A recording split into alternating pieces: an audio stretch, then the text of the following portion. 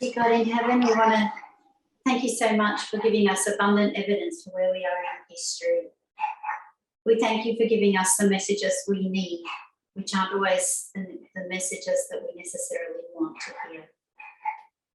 We ask that you would help us to accept what is uncomfortable, what goes contrary to our will and our feelings. And we ask you to help not just to prepare our minds, but also our hearts. So we ask you to bless us and be with us this morning as we study. In Jesus' name, amen. Okay, well, good morning, everybody.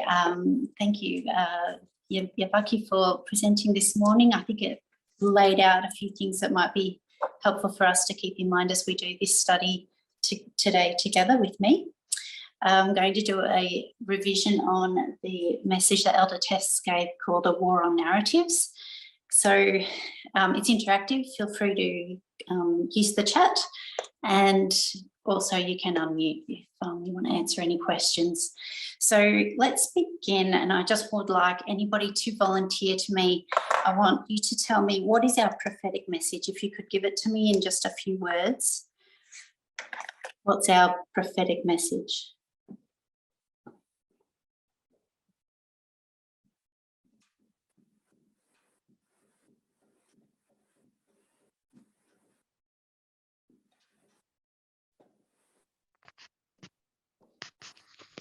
Gender equality. Gender equality, yep. Would anybody else like to rephrase it a different way? Radical feminism. Radical feminism, yep. Both of those I think were really great. I don't know which word I'd pick myself, so I'll put equality, and I'll put both as well, radical feminism. So that's our prophetic message. I just want to put that idea up there and just put it to the side, sort of shelve that idea for a moment. And I want to change track now. I've got some lines up. Pretty familiar with these lines by now, I think. I've put the dates in already. I've only picked a few of these minor waymarks to focus on today. I don't know if you can see them very well. But I was wondering if, just as well, shouting out different prophetic external events that have happened at some of these waymarks. So in 1989, can somebody tell me an external event that happened that year?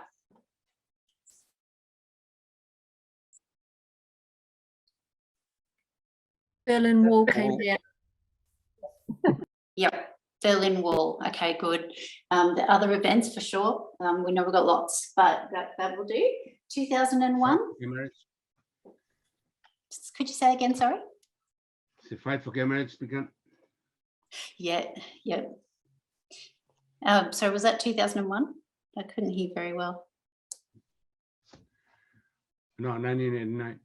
1989. Yeah. Okay. I think you said fight for gay rights. I think so. A bit hard to hear, Molly. Sorry. For me anyway. For 2001. Twin Tower came down. Yeah, good. 2014.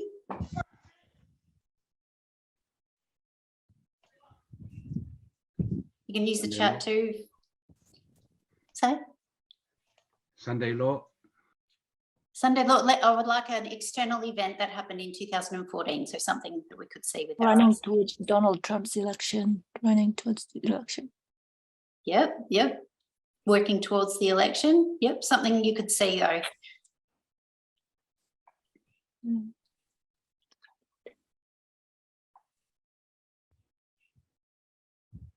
If you don't remember anything that happened in 2014, there's a whole presentation on it. Sorry? Gamergate. Gamergate. Yep, great. Okay, good. That'll do. That little tiny number there, which is hard to read, is 2016. What happened in 2016?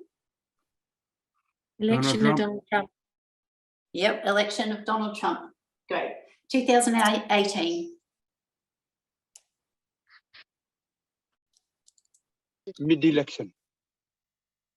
Yep, that's right. Yep, I've also got the troops were called back out of Syria, and there was all of that. You know, Donald Trump was saying ISIS is dealt with, and he took his troops back and basically gave up that territory to that sphere of influence went across to Russia. 2019. Yeah, Bucky will know this one. She shared a screen today. First impeachment. Yep, impeachment. 2020. Is that on there?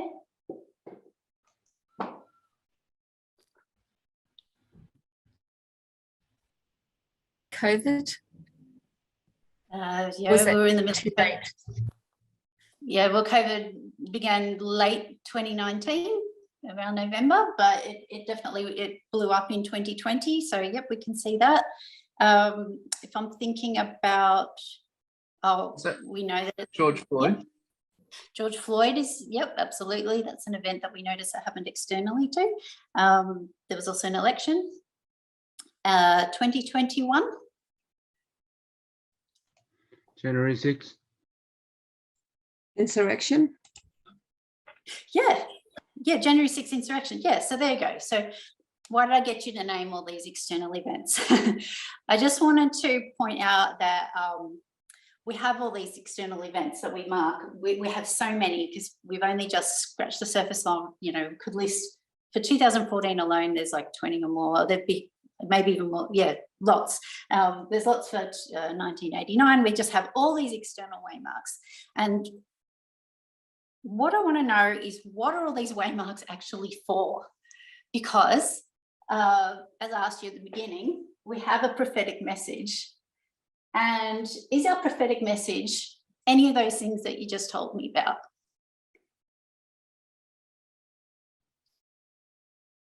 Part of it. It's the light from the midnight cry.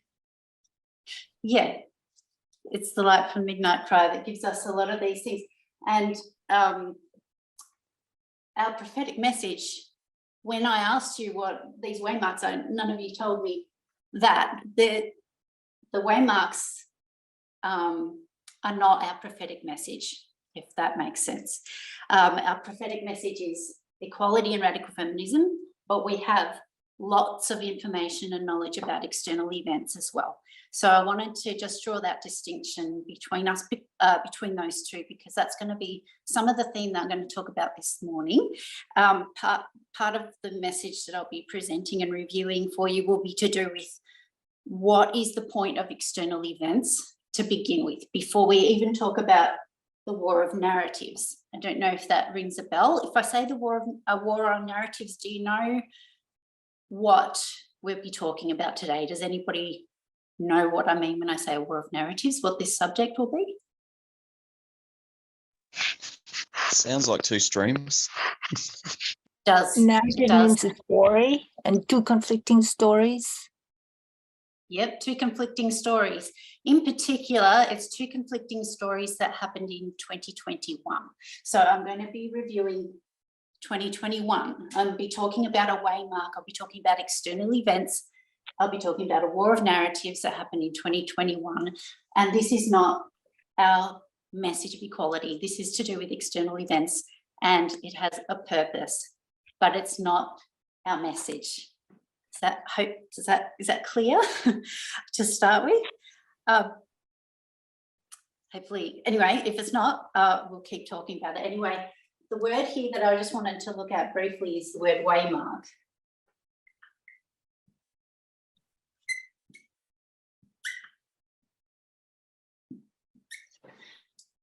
And I asked before, what is a waymark for? What is the purpose of a waymark? So if we're just looking at the word itself, it's a waymark. It's something to do with a way. What is it? When I say way, what do you think that means? If I looked up the definition. But, yep. Like a road or a pathway or yeah, I'd say something like that. Yeah, thank you. And Oni has popped in the chat a signpost. So yes, on the right track there.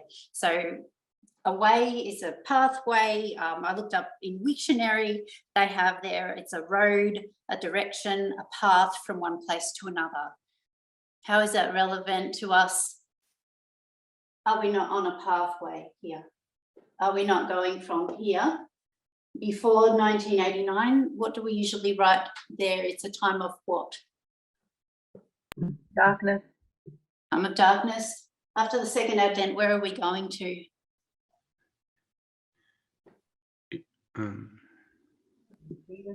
Eden. Yeah, Eden, heaven, any of those answers would have been fine. We're going from darkness to light, that kind of a thing. We're on a journey, on a pathway. Even if you just take this section here, if we were looking at this section here, it's our pathway from 1989 to the Sunday law. We're on a journey, we're on a way. So it's a way mark. The word mark, they had in the dictionary as it's a stone or a post that's used to indicate a position and guide travellers. So, you know, even back in ancient times, they might put waymarks along a track or a journey so people can track two things, I think. Not they want to track where they are, which way to go, and also it can help them track how close they may be to their destination. So for us, it's helping us to know, are we on the right track here? And also, how close are we getting? Like, you know, it's getting closer to Sunday law. These waymarks are helping us to show us where we are and how close we're getting, how close to heaven, how close to Sunday law, all of those things. So that's the literal waymark, and we can learn just from the word itself what it is and maybe what it isn't. And why talk about what it isn't? Well, a lot of these waymarks have been laid out by predictions, haven't they? So 2014, when was that waymark actually put into place? 2012. Yeah, 2012. So it was predicted, wasn't it? 2019, when was that predicted? The year. 2018. Yeah, and what about this one here? 2019. Yeah, 2018. We got some time setting, we had predictions. So what's the danger with having predictions about time?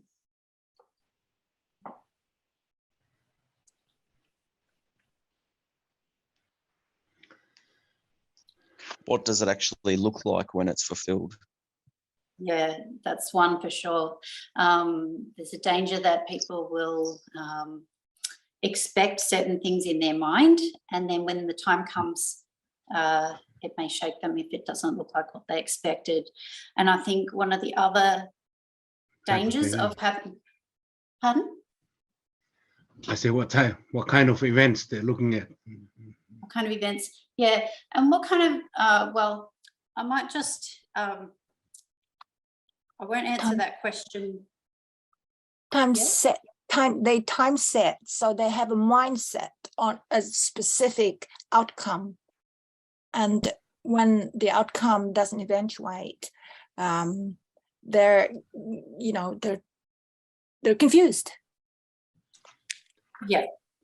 If it, well, it will eventuate, but maybe they have preconceived ideas about how it would look. Yeah. All of these waymarks have been 100% correct. They may not, when people arrived at that date, have understood them, but there was nothing wrong with the prediction or the time setting or any of that. Of those, placing of those waymarks has been 100% accurate all the way through. But the risk that happens is that people look at the predictions and think that's our prophetic message.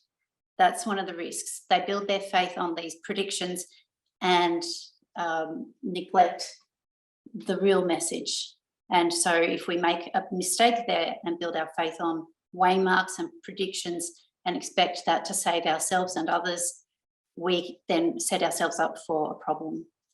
So I'll read a quote that Elder Tess gave at the beginning of her presentation. The reason she's talking about this is she's going to tell us about external events. What she doesn't want everyone to do is to misuse these kind of external events for the wrong purpose. So she did give a warning at the beginning, so that's why we're talking about this now. What she said was, I haven't wanted to do this, speak about external events. She didn't want to speak about them. She's spoken before about her priorities, but naturally, she said, I don't think they're mine, I think they're God's. What has been presented in the Australian classes, so Vespers she was talking about, what was presented in the first two presentations of the Brazilian camp meeting was a much more uncomfortable subject than external events. But they're uncomfortable the same way it's uncomfortable to get tested for COVID and to take a vaccine and be sick for 2 days. It is what saves us. Where we find the discomfort, we also find the solution to our problem. So this here is what she'd been speaking about in the classes. She did need to talk about Panium, Russia, USA, this information warfare, but she said it's God's priority that we understand this message, which is painful and difficult, hurts sometimes. That is actually more important than understanding what happened in 2021. However, it does have its role to play. Like we said, it's a waymark. It's to help us to see how we're tracking, where we're going, how close we're getting to Sunday law. We also see how the different movements around the world are building up and preparing for Sunday law. So it's explaining the story of how we're going to end up at Sunday law. And then, you know, we have a loud cry message to give, and it will all have to do with, you know, the sins that we need to understand and how the world has arrived there. We can see, you know, the movement of powers in the world and how it's all escalating and building up to this crisis point. So that was the warning that she gave. Did anybody have any questions there on that point?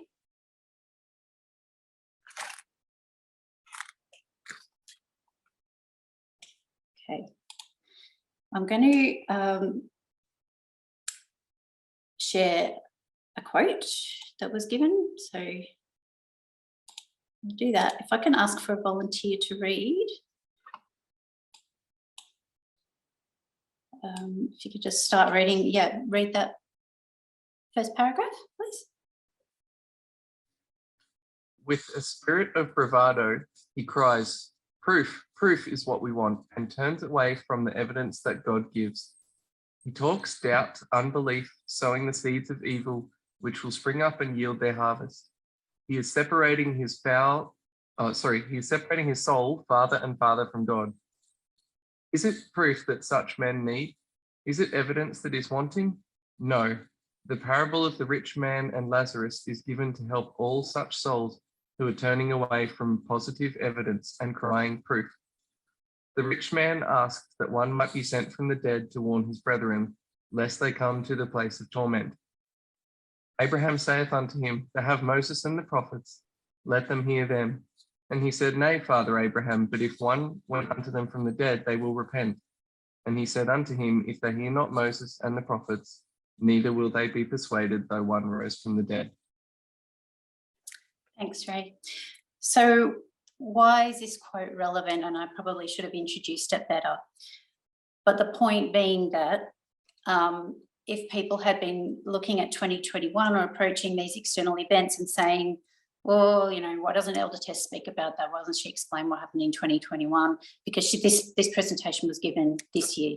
But why isn't she speaking about it? Why hasn't she explained it yet? These kind of thoughts are coming from people that are saying, we want proof. People that were thinking, you know, we want to see these fulfillments. We want to give this message to the Levites. We want to attract, you know, members to the movement through showing them that we predicted this and then it happened.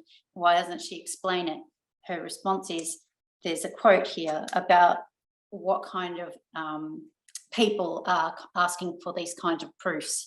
And you can see here that Ellen White is not seeing this favourably. I want to just go down to the next part of that same quote, and if I can ask for another volunteer to read that paragraph.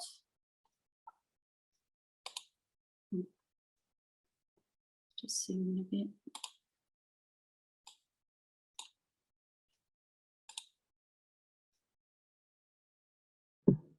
Is it okay to read? So why is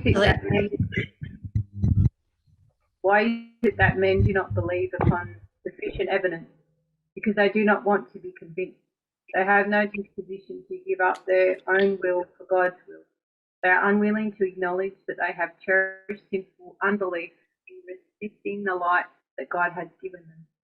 They have been hunting for doubt, for pegs upon which to hang their unbelief. They have been ready to accept testimony which is weak and insufficient, testimony which God has not given them in his word, but which pleases them because it agrees with their ideas and is in harmony with their disposition. Thanks for reading. I've highlighted that the first bit, why they want more evidence when there's plenty. It's because they do not want to be convinced of the prophetic message, the message of equality, the message that hurts. Again, this part that's highlighted down the bottom, why they would readily accept another message which has far less testimony. And we could see that with FFA, for example, the kind of evidence that they had to support their thoughts on what their predictions were and things like that was far less sound, but they were readily willing to accept that because, and this says here, it agrees with their ideas and is in harmony with their disposition and will. So I want to just highlight those three words. We need to be careful of our ideas, anything that we think threatens our ideas or our disposition and our will. The real problem does not lay in the evidence that's given or the soundness of the evidence, accuracy of that evidence or those predictions. That's not where the problem lies, according to Ellen White. The problem lies in people's ideas, disposition and will. So hopefully that's clear there. I'll stop sharing. Okay. So we're going to look at a few examples as well from inspiration of some case studies. So number one, what case study was just given in that quote? It's not a true history, it's a parable.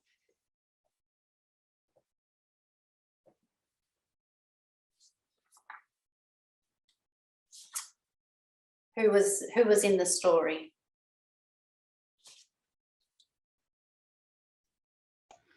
Sorry, of the poor man and the rich man. Yeah. So we have the story of the rich man and Lazarus. Okay. So in that story, what kind of evidence would have been given and not have been enough?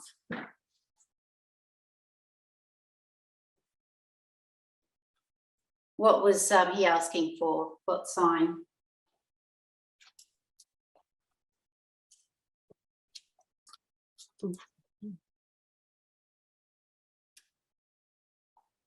What did he want God to do?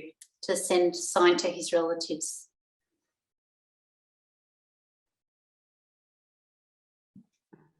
Send somebody back from the dead. Yeah. So somebody to rise from the dead. Would it have worked?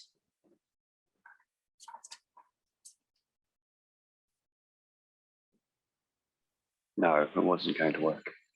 Wasn't going to work. So the problem was the will, disposition,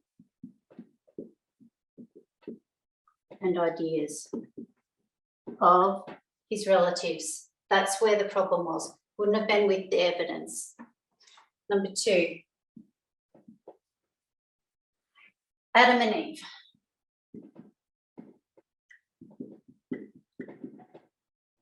Well, in the Garden of Eden, what was their evidence?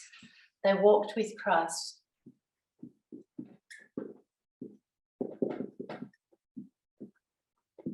Irrefutable. They actually walked and talked with him. What was their problem? Their will, disposition, and their ideas. It was no problem with how much evidence they've been supplied with. Number 3. Yeah, let's look at ancient Israel. Ancient Israel. Oh, they came out of Egypt. Tell me something that's seen in their experience of coming out of Egypt and going towards Canaan.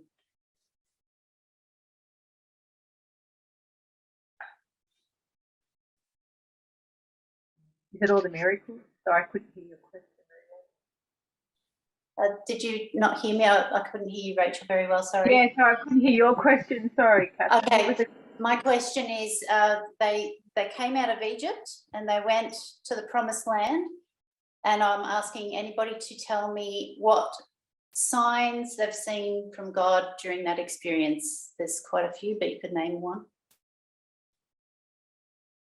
So parting the seas, lots of miracles happen along the way. Yeah, so the crossing the sea. Anything else? Water out. Manna from heaven. Yeah, manna, yeah, that's another one. They had a pillar of, a cloudy pillar, Mhm. didn't they? And they saw the 12 plagues. Okay.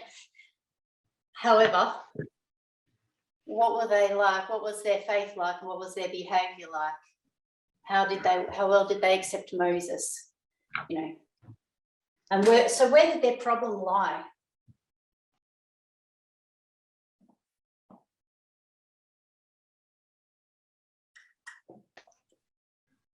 Freedom. They It had was within themselves. It was their will, their disposition, and their ideas. Their unbelief. Yeah. What about for us now?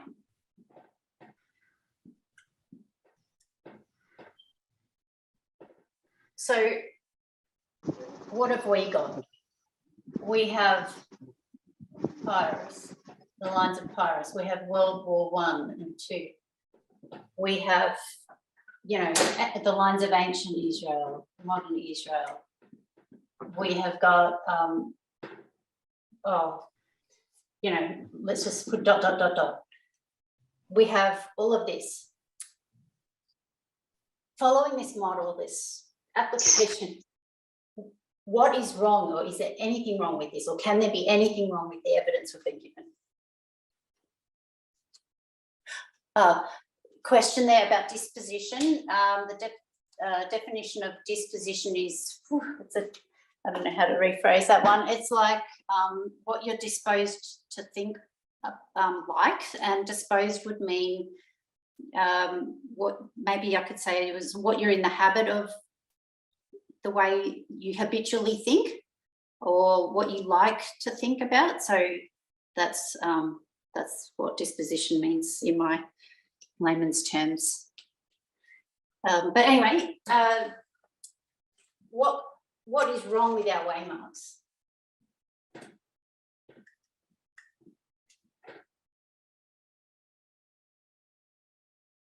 Nothing. They're 100% accurate. There's no problem here. If people are shaken now, if they get to a certain point here, if they get to Sunday law and they find themselves shaken, what will they probably blame?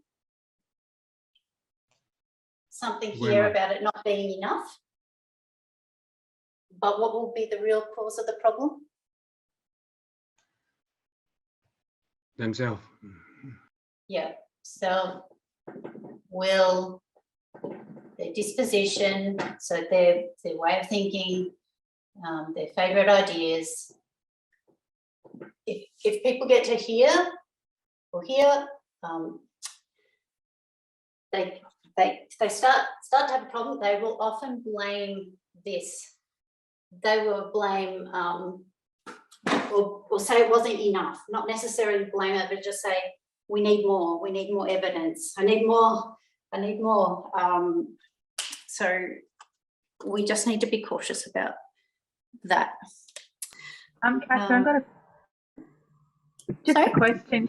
Just a question. When we talk about, you know, your beliefs and ideas, Yep.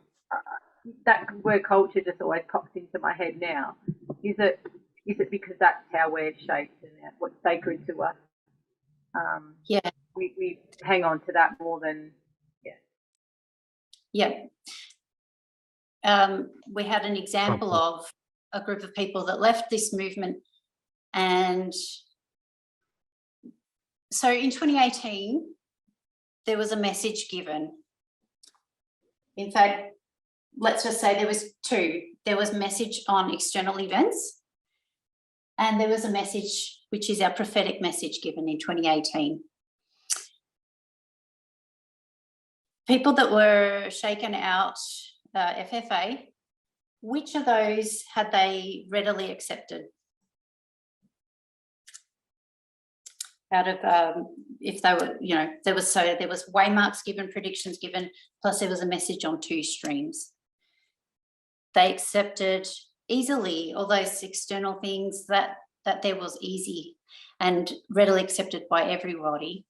What they had trouble with was the two streams element, which is the painful, hard, difficult one, which is our message, and that's where they had the problem. And so when it comes now time for the close of probation waymark and that event happens, their real issue is with the message, which threatens their culture, as you brought out.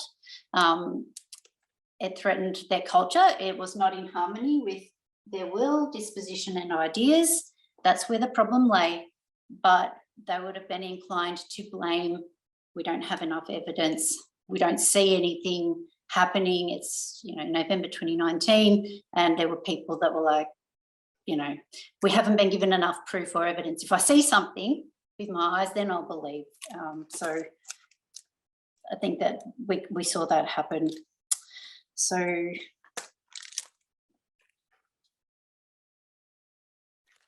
I think we've Katherine, talked can I about, say something? yeah. I thought they were expecting also that the messenger will come from the United States.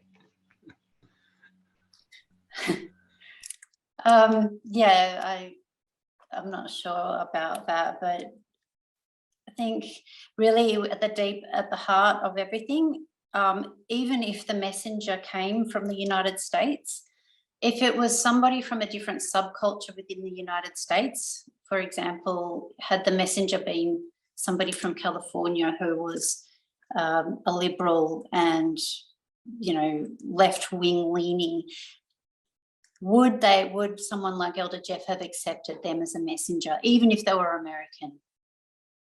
What do you think, Molly? No, I was just remembering that Elder Tess was saying that, you know, he was questioning in his mind, who are you to tell us? He was sort of national. He was, you know, who are you to tell us? You were from another nation, another country, and we are from the United States. So. Yes, he did think that, but her point that she also gave was that may be what he said also, but even if the messenger had have been an American who was from a different culture and gave a message that threatened his culture, he still would not have accepted them. So the real issue was the culture that really lay below even the nationality or where the messenger came from. It was much even deeper than that. Their views on the glorious land and all being what it was, but still, even that could be put aside. You know, if it's a threat to culture, people will. I have another comment here that Elder Shaquetta's ordination as well was an issue as well. So the message of two streams really attacked the disposition and ideas directly, because I guess two streams sort of indicated that the Republican side or the conservative side was in fact in alignment with the Sunday law. So, you know, it directly attacked previous ideas and patterns of disposition. Yeah, so we all need to watch ourselves. When we find ourselves getting uncomfortable, it might be easy to blame, you know, and question then and say, oh, but this, but that, about the evidence. So if that happens to you, stop and question, what's the real issue? And if you're having a problem with this message, the real issue may be that something about your will, your ideas, your culture, that's where you're uncomfortable, and then you're looking for reasons, hooks to hang your doubt upon, as an excuse to get out of that uncomfortable space rather than repenting and letting that message change you. It's a real, that's why it's a testing message. It tests us. It's going to test the world. It's also testing us now too. So we also have another thing that Waymarks does for us. So we'll just discuss that briefly before we start heading into Russia as well. I'm going to change the board over.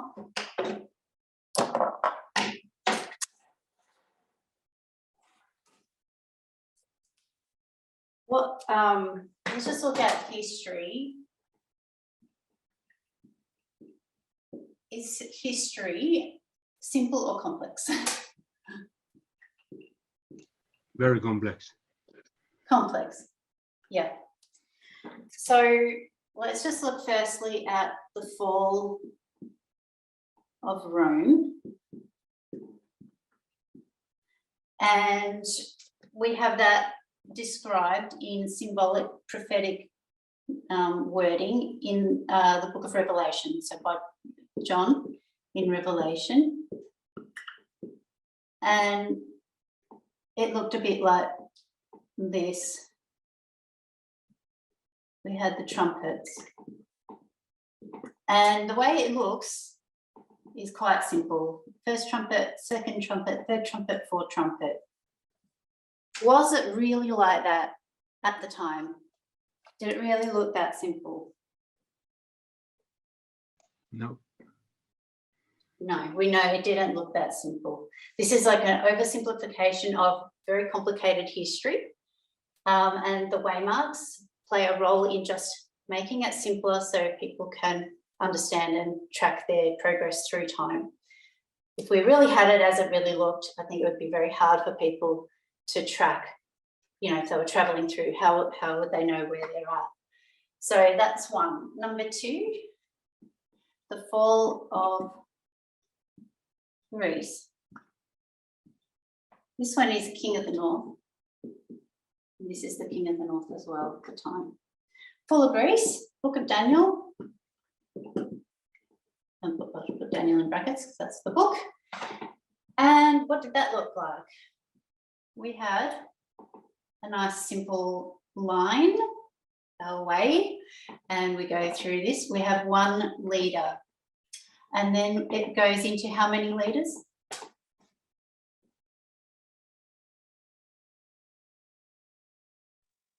Four. 4 leaders. Look like this, doesn't it? Feel like that, nice and simple. 1 leader to 4. Yep. So I'll just put kings under here, but you know what I mean, like territories or whatever. But we even know from just this morning's review, how complicated was this? All here. Very. Because this is where we have all the Daidochi wars and all of this stuff. You know, it actually had, there was, you know, a bunch of leaders and that was all getting sorted out.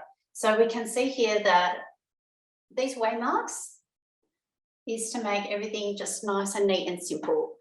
But we must remember that, you know, its history is complicated. Now we have Ellen White's writings. So she's talking about the fall of United States. I will put Ellen White and her writings. We can do different writings that she did with different dispensations. And how did it look? How does it look when we read Ellen White? How does the fall of the United States look? I don't want a line, I just want a word, one of these words. Sunday law. Easy. Yeah, Sunday law, you know, it looks simple Simple. the way it's laid out. United States is also the king of the north, and we are living through a history which is not simple. It's not simple at all. So the waymarks have their purpose. They're going to show us where we are, where we're going, how close it's getting. And another purpose for waymarks is just to help, or for them to do their job effectively, for us to be able to actually follow them and to make sense to us. They need to be boiled down to their kind of most pertinent points. What we have is we're living through a time which is very complex history. And what Elder Tess had explained is that even today, just as it was when you're talking about Pyrrhus, there's so much information. Like even with Pyrrhus, you could go into so many details and get lost in all that detail. And she calls it mud. And her job, even today, is to get through that mud, strip away all that mud, and make simple waymarks for us that we can then follow, that make sense to us. The waymarks have to also connect to the thread of the overall story.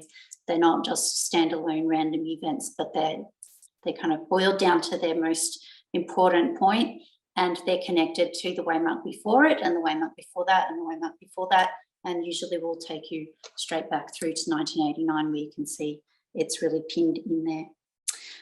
So part of the challenge for us today is we're looking at 2021 and these events and this ongoing fight between Russia and the United States about spheres of influence. It's complicated. There's a lot of mud. It's still in progress. We're going through a story now, and she has done some work to help focus our attention onto the most important points and draw us away from all those other details which are interesting but not helpful or distracting and things like that. So she wanted to just really pull out what God would want us to see, or what's important for us to understand the whole overall story. Basically how the world is preparing for Sunday law, and then how we can travel through to the second Advent eventually, I guess. Does anybody have any questions on that before I change track a little bit? Katherine, is it fair to say that that the waymark is the main key players that lead us to play in that main event where prophecy is pointed to, but the mud and the difficulties is around the shadows of what lead up to it? It's the main light, isn't it? So are you saying the waymarks are the players that will lead up to Sunday law, but the mud is the shadows? I was confused, sorry. Yeah. It's the shadows that build up to the main light, isn't it? I think the way I might say is mud is just, for me, when I think of the mud, I can go to The Guardian or a news source and I can look at plenty of news articles about so many things, because every day in history right now that we live through, we are flooded with news about everywhere and everything. And when we're looking at basically this story, we're going to be looking at Russia and Ukraine. There may be many things that have happened in this fight over the sphere of influence. There may be things happening on the battlefront. There may be events happening, and there may be things that are interesting to know about what's going on, but not really connected to the main point or that main thread about Sunday law. So I think you did mention Sunday law, and I think that's probably where the relevance lays. They're my comments, my personal comments, my thoughts on that. Is that sufficient for now, Molly? I don't know what else to say on that. Yeah. No, that's good.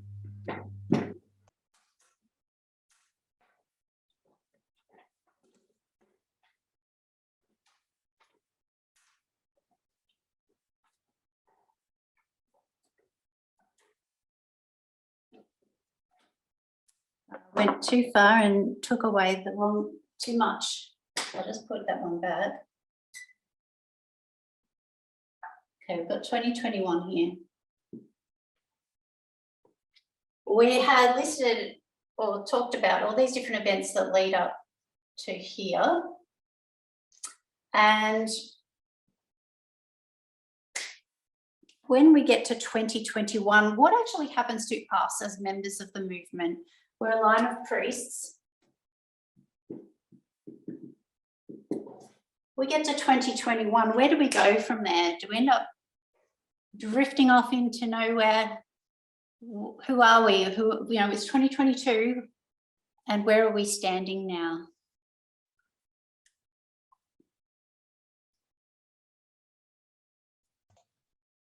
We should be going to the Levite, aren't we? Be going to the Levites? I'm going to draw it, you know, we used to draw a stick figure. Yeah. Let me draw it here. Let me draw it here. And now we're here. Where am I going to put my man? Are we here? Just sort On the of, line of 144,000. thank you. That's what I'm thinking. Okay. So we jump up here, don't we? So I'll take this one off because that's not what we're doing. We're not in no man's land. We are still on a line, and we have been on this line too in a way. We're now up on this line. This here, we're a people that are going to have to give, that may be a bit too small for you. That's the loud cry message. This line here is about, it's telling us about the people that are going to give this loud cry message. So we're up here and we're going to give this message. So we're going to jump up there and we're going to go across. But I mean, I think, you know, could say we've been here all along, but let's go, we're up here, we're going to go across this way. When we get to this waymark here, I'm going to say we jump up here and we put 2021 here. What point is there for us to, there wouldn't be any sort of relevance for us to know on this line 2021.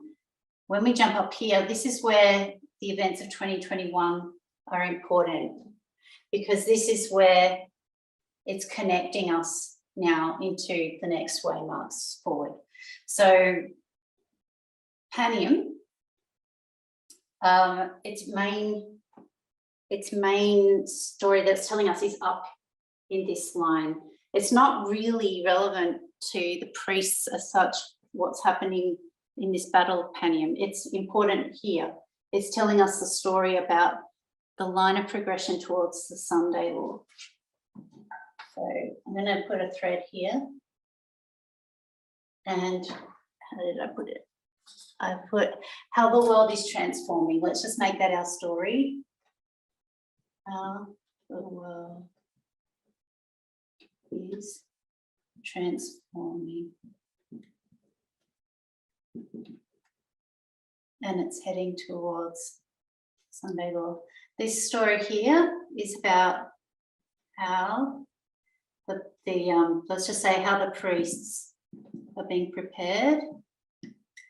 But we do also see, it's not only that, but let's just make that our main point for that one.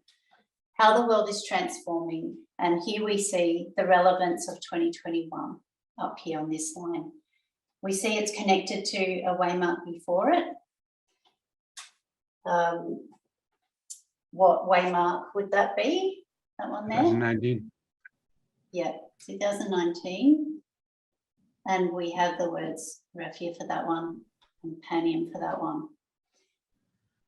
We see through all these waymarks the world, you know, a story about the world transforming. So this message about what's happened in 2021, this war of narratives that occurred, is connected backwards to this one and forwards to this one. It's all part of one story. Part of the reason of pointing out that it's important to put up here is because we want to include the whole year here. So we're going to just say, you know, like All of 2021 is important up here, the whole year. Here we had broken it up into two little pieces, but here we have it basically as a year. We need to look at the whole year and not ignore what somebody told me at the very beginning, what happened in 2021. What was that event that somebody said happened in 2021? Insurrection. Insurrection. So what date was that? January 6th. January 6th. Wonderful. So I'm going to draw a line now for the line of the year 2021. And we'll have a look at that in more detail now.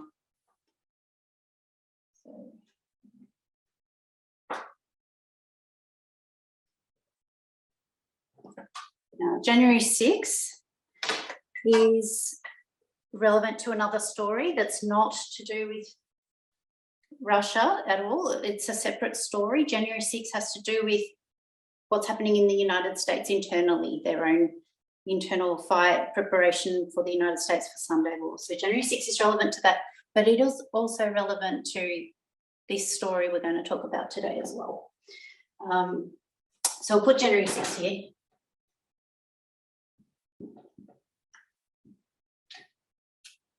So January 6th was the insurrection. What were they trying to do on January 6th in the government? Trying to overturn the election. Yeah, the people outside the building were trying to overturn the election. The people inside the building were doing what? Certifying the counting the votes.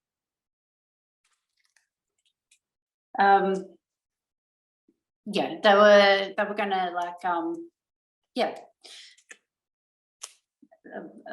is the right word? I've lost the word now. It's gone out of my mind. They were going to. Somebody help me remember the word. They're going to. It's not. Is it endorse. signing in?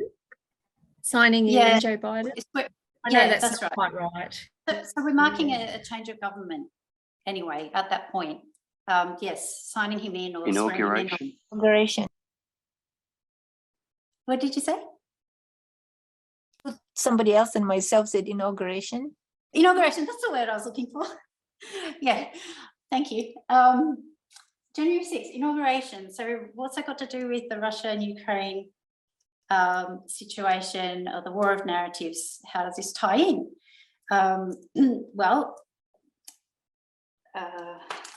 Before we get into all of that detail, we need to jump back into history. And I know that Becky had done some revision with us this morning about the different battles between the King of the North and the King of the South. So that's good. That should have sort of brought some of those things into our memories, which is great because this kind of ties in with that.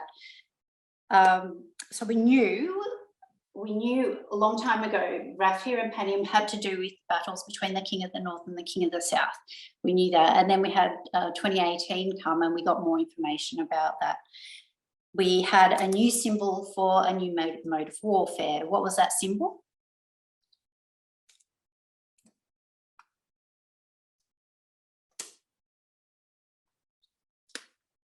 So a new mode of warfare. Elephants is what I'm looking for, right? And in the information that we got at 2018, how many battles did we end up finding out about? We only knew about 2, but once we had the Midnight Cry, how many battles did we know there were actually? 4. 4. Thank you. Yes, I can see that in the chat as well. So when we got 4 battles, we got another name for this one. Do you remember, even from this morning, what the name of that battle is?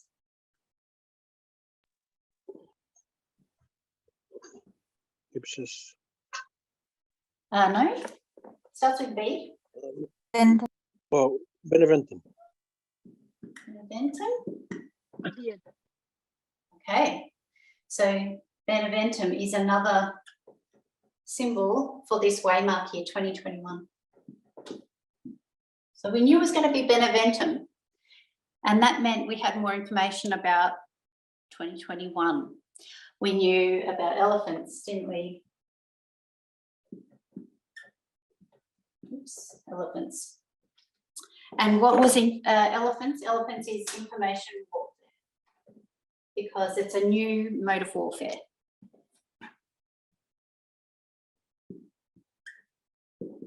Okay, so what if this is beneventum, then what are we expecting to see with our eyes? Well, it's not a hot war, is it? It's an information war. So it's going to be a little bit more subtle than we thought before we found out about information warfare. So we knew about this in 2018. We knew when 2021 comes, it's going to be an information war. So what should we have been expecting to see? Information war, and that's exactly what we saw. So I'm going to bring up on share screen, and I'm going to read this out actually. This is a quote from the study about beneventum. I thought I would just read it to us to remind us about what beneventum was in a little bit more detail. I'm just going to draw here. We'll set the stage. We'll put Rome here with their troops. They tend to line up like so on one end of the battlefield. And then we had Pyrrhus on this side, and he had his favourite weapons there. How many times has he already used these elephants in battle? Yeah, this is 4th time. This is the last time, really. And, you know, he brings them again, his favourite. And so this is our little picture. Let me read what Elder Tess said when she was explaining beneventum. I thought it was better if I just read it because it's well explained here. So before we get to beneventum, Pyrrhus is in Sicily, and he hears that Rome is marching south in Italy. So Pyrrhus is somewhere else. He's on an island, and he hears news that there's a threat to his spheres of influence to the south of Italy. So we remember he had spheres of influence down there in south of Italy. Anyway, he hears word that Rome is marching south. And so he sails back to Italy, and he fights his last battle with Rome at Beneventum. In this battle, he again deploys the elephants. If we were to draw this battle, you would have Rome and the Roman front and all their soldiers over here, and you have Pyrrhus and all his men. And in front of his men, you have all the elephants, and he expects to win just like all the other battles. As those elephants are charging, they're charging toward the Roman front, but then something happens. What happens? Does anybody remember what happens?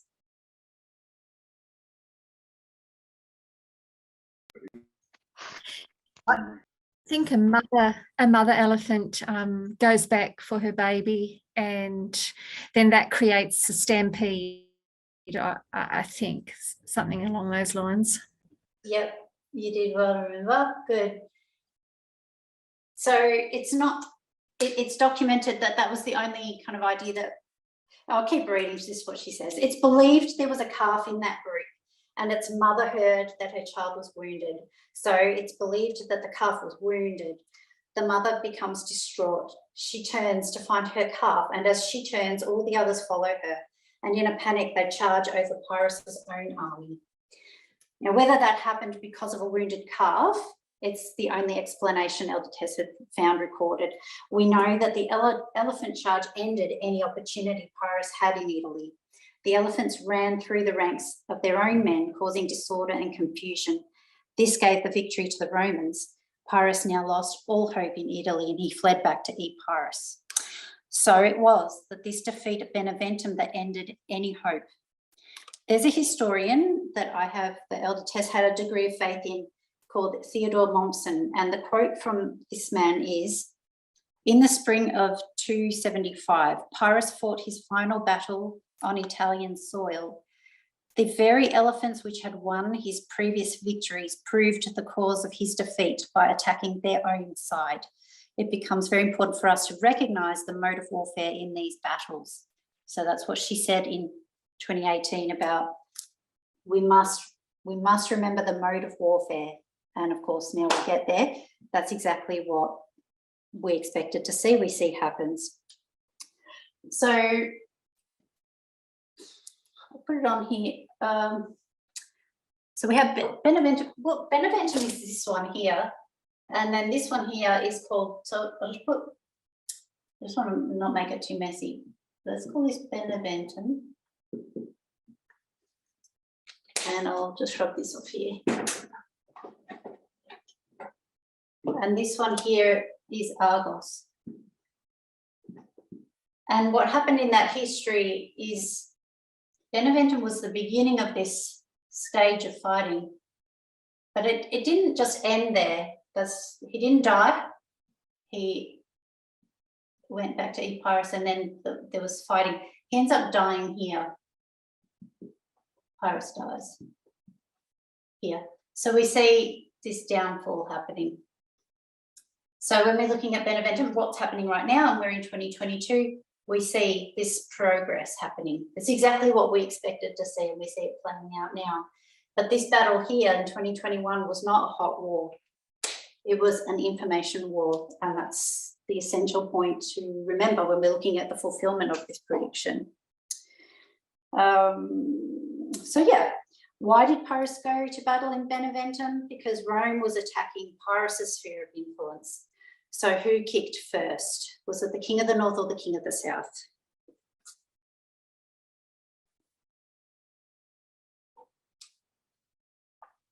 King of the North. South. The king of the north kicked first. When people think about the war in Ukraine, it's easy for people to forget or to think it looks like Putin just attacked. But was he just attacking, or was he responding to something? He was retaliating. He's retaliating. Exactly, spot on. United States kicked first. It wasn't Russia that kicked first in this fight. So here we go back to January 6 now, and we're looking at what happened from January 6 onwards. Why do we mark that there? So we had a change of government, didn't we? Let's get my notes together and make sure I'm following my own notes properly. Yep. Can I ask a question? I'm sorry to stop you in your flow then. I just can't remember what, when Brendan everyone responded that, or you said that the USA, it was in retaliation. What was that? I can't remember what that was. If you don't mind explaining that, if that's possible. Are you asking me what did America do to make Putin retaliate? Is that your question? Yes, it is my question. Thank you. That's perfect, because that's where we're heading now. So we'll go through that nice and slow now. Okay, so I think what I put in my notes, I sort of got myself off track a little bit, but it's easy for us to focus on hot war when we're looking at the war in Ukraine. But when we look at the other battles, we had 2016 was Ipsus, 2018 was Heraclea, and 2019 was Asculum. And did we see hot war on any of those waymarks? We did not. So again, we know that we live in an information age, and we know that in the Bronze Age they fought with bronze, in the stone, I won't go to Stone Age, but the Iron Age, or the different ages we had. Now we have information age, so we have information war. And when we're talking about information war, we also call it two streams of information, don't we? When we have two streams, we see that there's a war of narratives, is another way of saying two streams. So that's how we tie in this war of narratives. What we're heading towards is Russia has a narrative and the United States has a narrative. There's a situation developing. Russia's got their narrative, the United States have their narrative. They're trying to sell the public these narratives. And then the question is, who's going to win that war of narratives? Who's going to gain the upper hand in this fight for what is actually true and accurate information coming out about the situation? So what's the public going to believe is the question. Not only the public, but the European nations need to be brought on board, don't they? And so you've got countries in Europe that need to decide what they're going to do to respond to this threat that's building up around Ukraine. It hasn't broken out into hot war. We're back in 2021 where there's no hot war yet. It's just sort of these tensions building up. Okay, so in that build up to the invasion of Ukraine, I don't know about you, but I know people who believed Russia's narrative that said, Putin's not going to invade. He says he's not going to invade. The Americans are just making up things. There was people I knew and people who they knew because of my nationality. I have a lot of connections in these, with these Ukrainians and Russians and people all in between, some people mixed.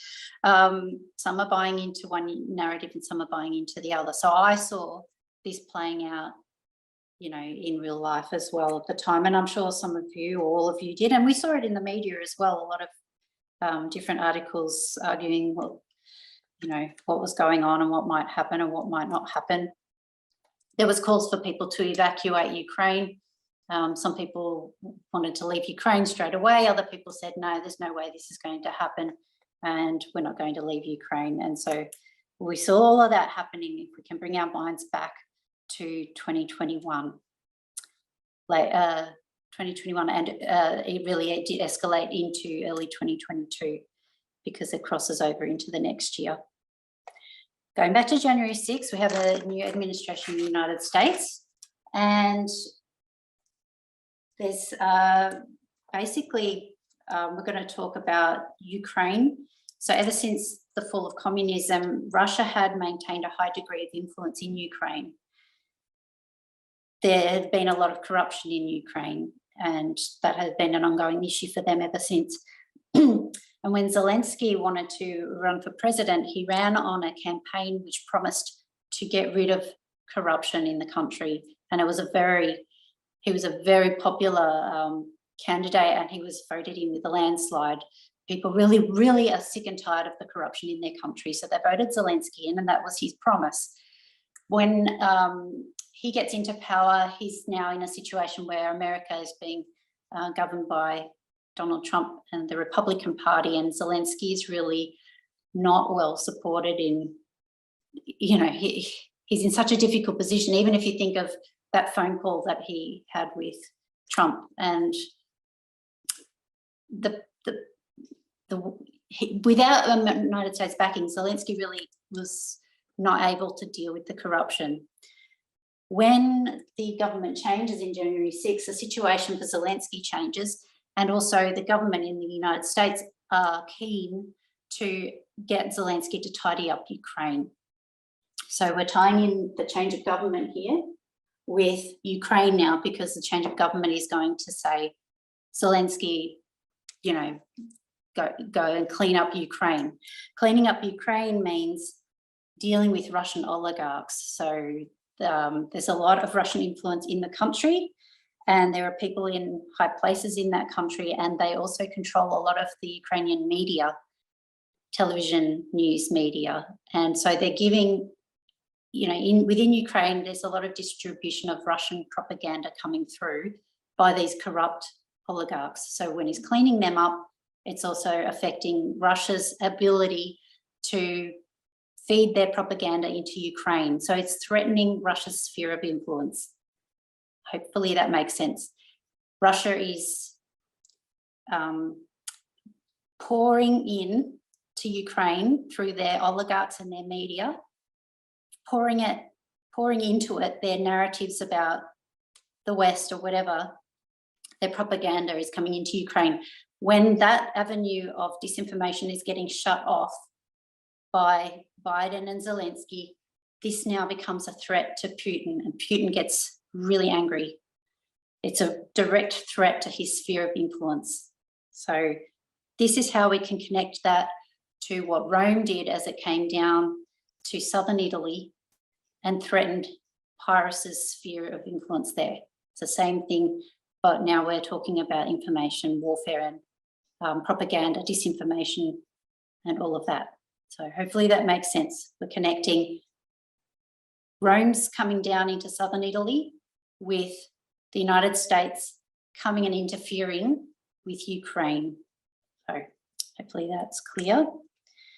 What does Putin do when he feels threatened? Number one, he starts to bring all his troops to the borders of Ukraine. That happens in February. So we're going to I'll just put change of government here.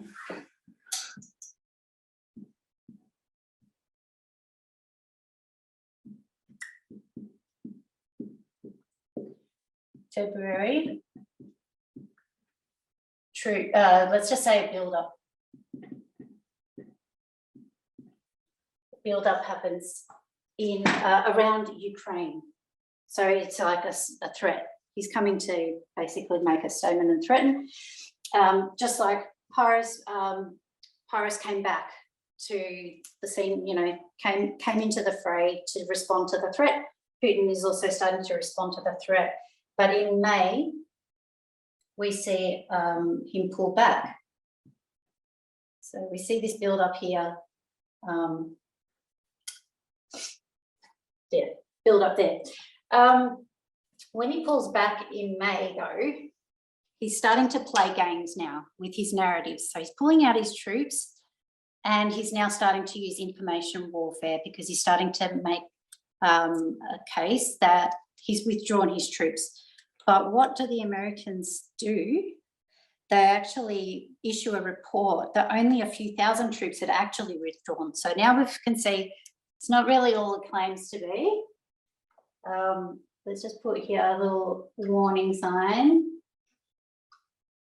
And the US government is warning, you know, Putin's withdrawn his troops, so he says, but he's left a lot there, and he's left not only troops but infrastructure there. There's all these equipment sitting there by the border, and he hasn't removed them away. So Putin is not necessarily de-escalating, so as such, might be playing a bit of a game with them. And so we see that happening there.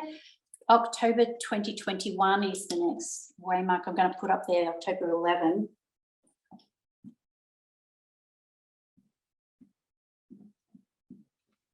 What happens in October 11? What happens in October 11 is Dmitry Medvedev from Russia, he publishes an article. In that article, he says, oh, it's pointless for us to hold dialogue with Ukraine while they've got this government. They're a vassal of the West.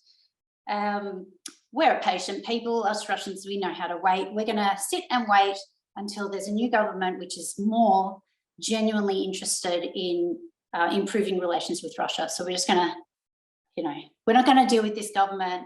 We're just going to wait until they change to a better government for us. That's what they say. So it's not true, but that's what they're saying. So we see this narrative again. It's a narrative about we're not going to attack. I'll mark it there as Medvedev article.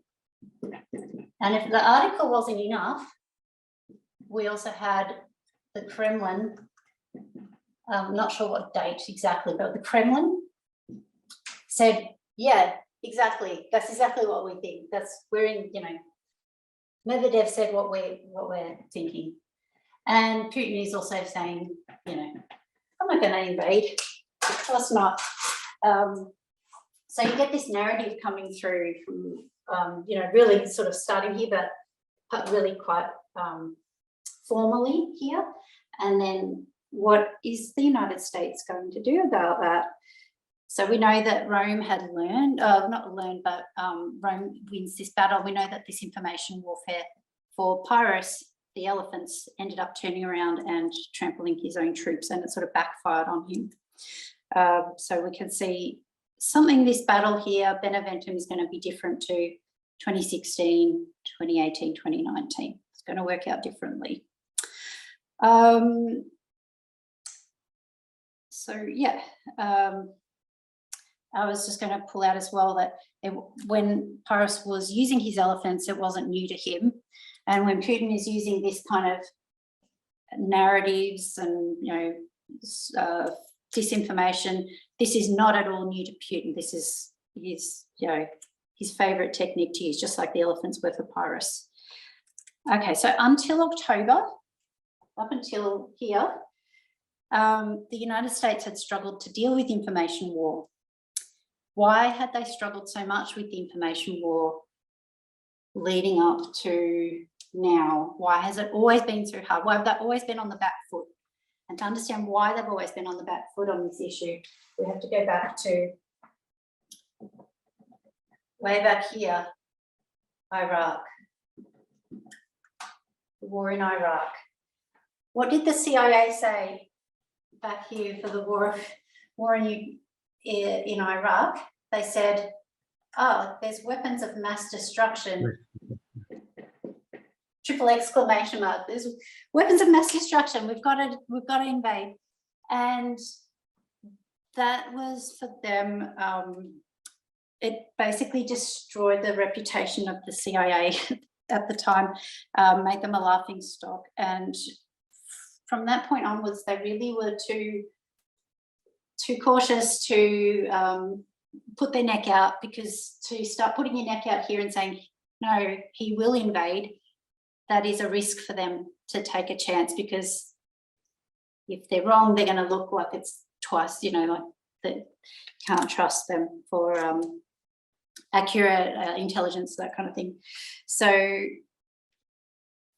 when it came to, like, if we're looking at 2014, we had this same sort of situation happening, and Putin was going to take Crimean Peninsula, and he did invade part of eastern Ukraine as well. While that was going on, Putin had released, well, it was Russia, I think it was Russia that released, or somebody, released apparent audio of Victoria Nuland, who was an ambassador to, and she was disparaging the EU in this audio. Now, this was maybe real, maybe not, but they did not, the United States did not respond to this because of this fear that they had about responding to information warfare. And there was plenty of disinformation going on, but the United States was afraid, but they also had another issue, which was to be kind of, they were complacent, that's the word that I'm looking for. They were a bit complacent about information war as well, and a bit arrogant about how powerful Russia was or not. They kind of a bit arrogant when it came to Russia, I think calling them a regional power, for example. And Obama, we know that they were a bit complacent about it because Obama himself said that that's one of his greatest regrets. He's not taking that threat of information war seriously enough. So they were somewhat complacent as well. So there's a few reasons why up till now they haven't really been getting the upper hand in information warfare. But something changes. And what changes is in 2020, I'm going to put 2020 here.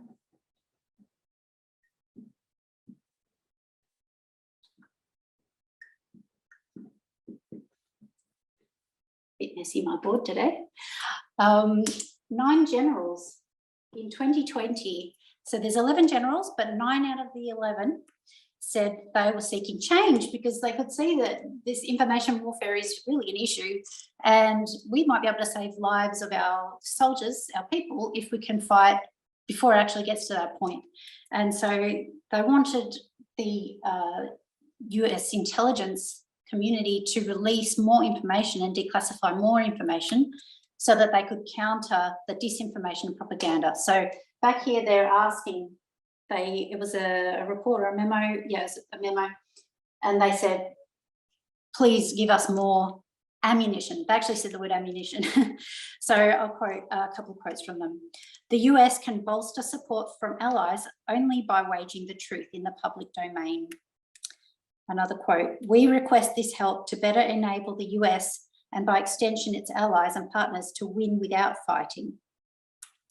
Another quote, to fight now in so-called grey zones and to supply ammunition in the ongoing war of narratives. So they called it a war of narratives, and the information they're going to get from the CIA is their ammunition. So you can just see that we're in, a new era where we fight with different ammunition. Another quote, unfortunately, we continue to miss opportunities to clarify truth, counter distortions, puncture false narratives, and influence events in time to make a difference. They really want to get ahead of this and not always be on the back foot when it's too late. They want to get ahead and jump ahead in this race with Putin for who's going to get in the lead with these narratives. It's a real competition. So back here, they wrote this memo. We have a change of government. We have this build-up. We have them saying, it's not looking good. We have Russia bringing out their narrative formally. And then we see the Americans starting to use now information warfare, ammunition techniques against them. So I think I might have saved this quote for reading out.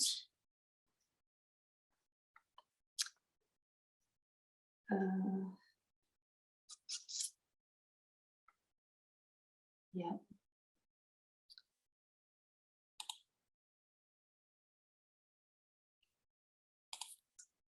I'm wondering whether to read it out because of time.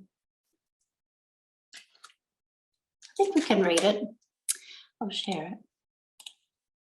So some information from article about the time. So could somebody read this paragraph, the first one there?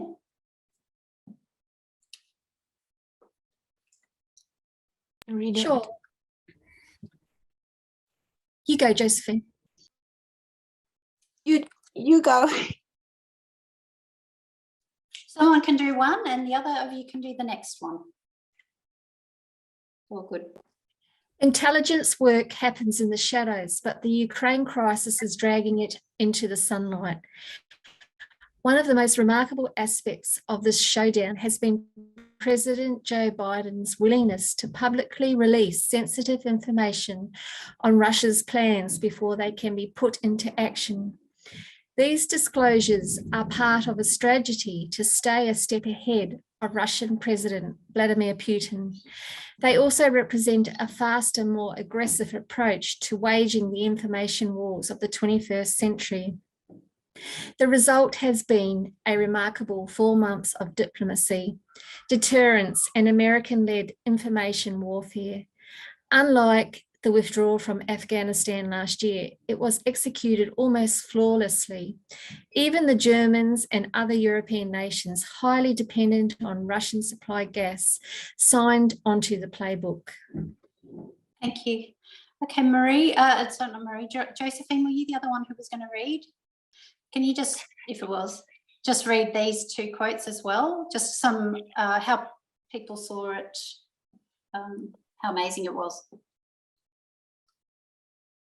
This history is the most amazing display of intelligence as an instrument of state power that I have seen or that I have heard since the Cuban Missile Crisis. It has certainly blunted and diffused the disinformation weaponry of the Kremlin. In all the years I spent as a career diplomat, I saw too many instances in which we lost information wars with the Russians. Now, by being careful about this, we have stripped away the pretext that Putin, in particular, often uses. This has been a real benefit, I think, to Ukrainians. What Biden did was take a massive risk. If Russia didn't invade, the US intelligence community would have been humiliated again. Thank you very much. That was great. Okay, so just see there how, you know, that just supports what we've just been talking about. Those quotes support that. And it does prove the point about the information warfare and how it was used and turned around. This article, that article that we read, is actually from 24th of October. That was actually the invasion of Ukraine. So, Mark, there, that 24th of February was the beginning of the hot war. And this article says that 4 months ago that it was 4 months ago that the United States started doing this, and that would be October 24. So we're kind of marking here as the 4 months of information war. That this is 4 months of American-led. I'll put it here, American-led information warfare. And why is this significant to us? Well, October 24, actually the not the Midnight Prime message, our internal message on radical feminism was given from October 24th to the 29th. That's our radical feminism. So that's internally, 24th to the 29th is radical feminism. And October 24th, which is actually the first day here, is when, you know, if you're technically taking it back exactly 4 months, but the article is here and they say 4 months ago it started. If you did take it to the actual day, that would actually be October the 24th, which brings us straight to line up with our internal message. So it actually lines up internally. But Panium itself is not restricted to just, Elder Tess wasn't restricting it to a certain date in this presentation, but she was saying it's part of this Panium history. But we do see that dates align there, which is quite interesting, and I don't know, yeah, good. It's good that it lines up. It helps confirm it. So elephants turned around for Pyrrhus, and we see that information warfare has been turned around against Putin. So we see that doing exactly what we expected to see. We're getting near the end, so just last little bit. Putin couldn't get control of the narrative. So when the intelligence community learned something about Russia's plans, they validated it as much as possible, and then they announced, this is what Putin is planning, everybody. And then sources say that this threw Putin completely off balance because, you know, every time he tried to do something this way or that way or this way, it was sort of published and turned around on him, and he just couldn't get the upper hand in the situation. So it threw him off balance, and he just couldn't get control of the narrative, which is the ultimate goal, to control the narrative for the public and to get the other regional powers to get on your side. So Pyrrhus couldn't get his elephants under control and he lost the battle. Putin couldn't get control of the narrative. Beneventum was the beginning and Argos was the end. So we see that this is still an extended conflict. But Panium lines up with Beneventum, and Argos is there lined up with Sunday Law, where we actually see the death. We're still in the middle of this downfall of Putin because we're still in the middle here. So we're still watching all this play out, which is part of the reason why it looks so complicated, because it's just sort of all happening right now. And another thing that happened here in this story is on the 3rd of October. Something was released. Not sure if anybody remembers. If I had a lot of time, I might get you to sort of think about it and suggest what you think it might be. It's got to do with information war, and it does tie in with Russia as well. And it's the Pandora Papers. So we're still, 2021 was an eventful year here for information warfare. Pandora Papers were made public that they had them. And since then, they've been using information that they've been able to get from this leaked data to work out who's close to Putin, which people say that they're just rich, but they're not really connected to the government, which people actually are, and they can follow the money trail, and they're doing sanctions, and all of this ties in here, and this is information. So this topic here, Pandora Papers, was covered in a separate presentation by Elder Tess, the one that comes after this one. But I did want to put that date in there as well, just to show that is also part of this story about 2021, and remembering that we're looking at the whole year here as being relevant to that waymark. So yeah, so we've talked about waymarks, we've talked about what they're supposed to do for us and what we're not supposed to use them for. We're not using them to recruit people into the movement. We're not going to predict a Sunday law and then when it happens, we'll tell everybody, see, we knew ahead of time it was going to happen. And we're not going to use that to pull in Levites and pulling in Nethinims. That's not what these are about.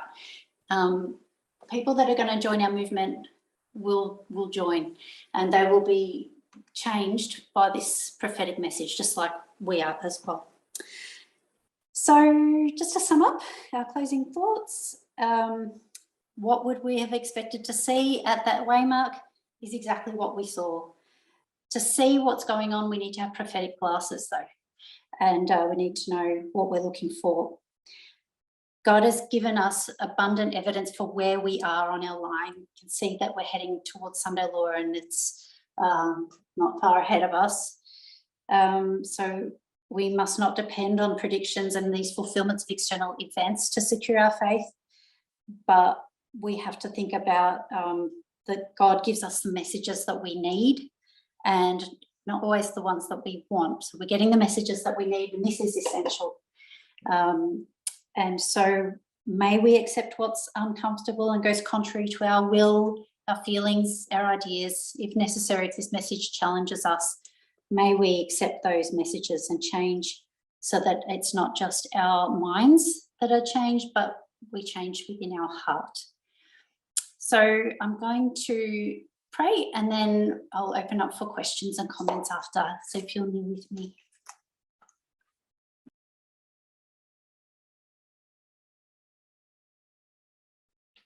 Dear God, we want to thank you for giving us abundant evidence to trace the movements of the world as it progresses towards the Sunday law. We thank you for giving us the evidence that we have for whether or not we are following, are we on the right track? And we can see that what happens in the world is confirming what we expected. So we know we are understanding that it is an information war indeed. And beside that, with other events, we can see that gender is the test. So we thank you for giving us what we need to hear. We thank you for giving it to us in time and at the right time. And we ask that you would continue to give us what we need and help us to yield where it threatens our culture. We ask that you would remind us that we hold our culture sacred in many ways, and we all need to be ready for your culture, and we need to come into line with that. So pray that you would help us to listen really when we need to listen, and to take things on board when we're rebuked as well, and to be faithful and to live out and to live as radical feminists faithfully. So we put ourselves into your hand. We do thank you for your leading, and we ask that you would continue to be patient with us and lead us from strength to strength going forward. In Jesus' name we pray. Amen.